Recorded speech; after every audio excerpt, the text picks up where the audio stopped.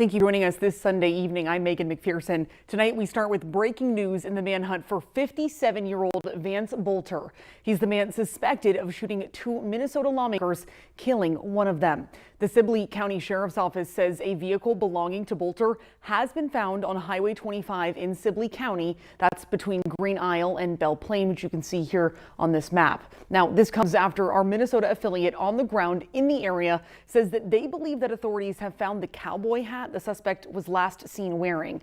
Now, Bolter has not been arrested, but we are working to learn more about his wife potentially getting detained in the Onamaya area. Now, the FBI provided these photos that they say are of Bolter, including one of him wearing a cowboy hat that looks remarkably similar to the one authorities found just this morning.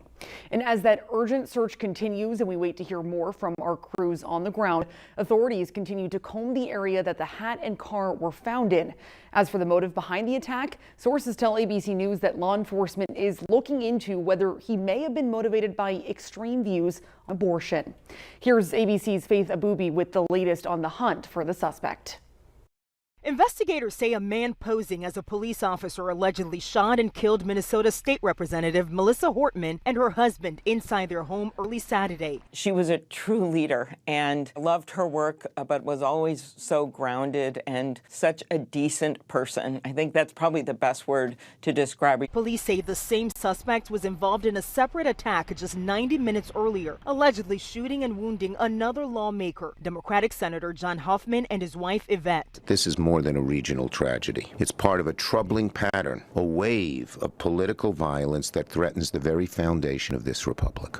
And let me be clear, violence has no place in our politics. Authorities identify the suspect as 57-year-old Vance Bolter. The FBI releasing images they say are of him just hours after the shootings in a cowboy hat. He's also seen wearing a latex mask outside one of the victims' home. Investigators say they've recovered several firearms from Bolter's vehicle along with No Kings flyers and writings mentioning the names of the victims and some abortion providers along with other Democratic lawmakers. Governor Tim Walz calling the deadly shooting politically motivated. Speaker Hortman was someone who served the people of Minnesota with grace, compassion, humor, and a sense of service. She was a formidable public servant, a fixture and a giant in Minnesota. ABC's Rachel Scott spoke to President Trump on the phone, asking him about the shooting and whether he planned to call Minnesota's governor. We know that Vice President J.D. Vance did speak to him, and the president said, quote, "It's a terrible thing.